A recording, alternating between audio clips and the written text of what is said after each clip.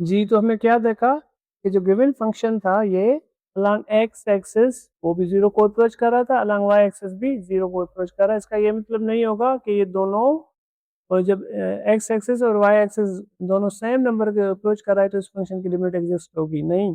तो फिर हम चाहेंगे इसके थर्ड स्टेप पर किसी और कर्व पर चेक करेंगे और थर्ड स्टेप के लिए मैंने क्या बताया कि वो स्ट्रेट लाइन होगी। तो स्ट्रेट लाइन पर चेक करेंगे हम। थर्ड स्टेप था चेक करेंगे अलोंग स्ट्रेट लाइन, इस कर्व पर चेक करेंगे। इट मीन्स y is equal to the M X. Let say यहाँ पे स्लोप की वैल्यू मैं ले रहा हूँ 1, तो ये क्या हो जाएगा y is equal to the x। तो लिमिट x कॉमा, अब y किसके बराबर आ रहा है x पर, तो हम लिख सकते हैं x comma x tends to 0 comma 0। Function था हमारे पास x इंटू वाई और y की जगह पे हम क्या रखेंगे, वो भी x रखेंगे।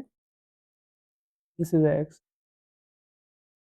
डिवाइडेड बाय x का स्क्वायर प्लस y का स्क्वायर था और y किसके बराबर है x स्क्वायर थे। तो ये क्या हो जाएगा लिमिट, या फिर इसको ऐसे लिख सकते हैं कि x approaches to 0 x square divided by 2x square. तो एक्स स्क्वायर के साथ डिवाइड हो जाएगा तो क्या रिजल्ट आएगा 1/2। तो इसका क्या मतलब हुआ कि फंक्शन अप्रोच कर रहा है 1/2 पर जब x कॉमा वाई अप्रोच कर रही थी 0 कॉमा 0 पर along the straight line, ठीक है, y is equal to the x।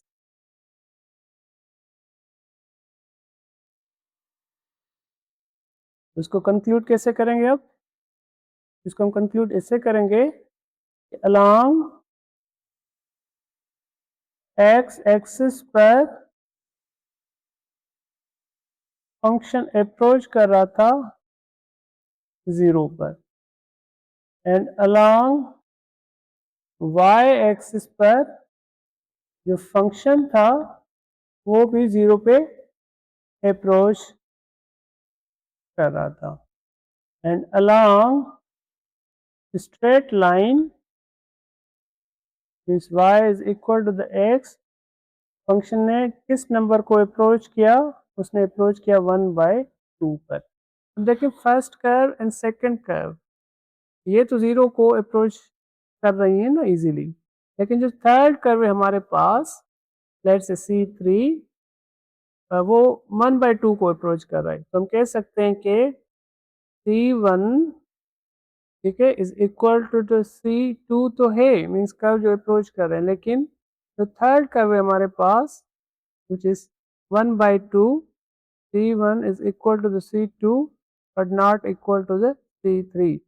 तो ये दो कर्व किसी खास नंबर को अप्रोच कर रहे हैं, लेकिन थर्ड कर्व एक सिंगल ऐसा कर्व है जो डिफरेंट है 1/2 इन दोनों से। इसका मतलब ये हुआ कि जो गिवन फंक्शन है उसकी डिफरेंट कर्व की करस्पॉन्डिंग में जो फंक्शन अप्रोच कर रहा है वो डिफरेंट वैल्यूज पर अप्रोच कर रहा है। इट मीन फंक्शन की लिमिट एग्जिस्ट नहीं होगी। जब फंक्शन की लिमिट एग्जिस्ट नहीं होगी तो हम क्या लिखेंगे,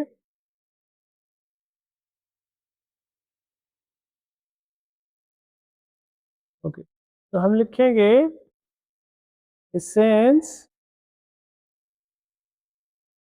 F of x comma y, function था हमारे पास x y divided by x square plus y square has two different limits as x comma y approaches to 0 comma 0 along different curves. This means the given limit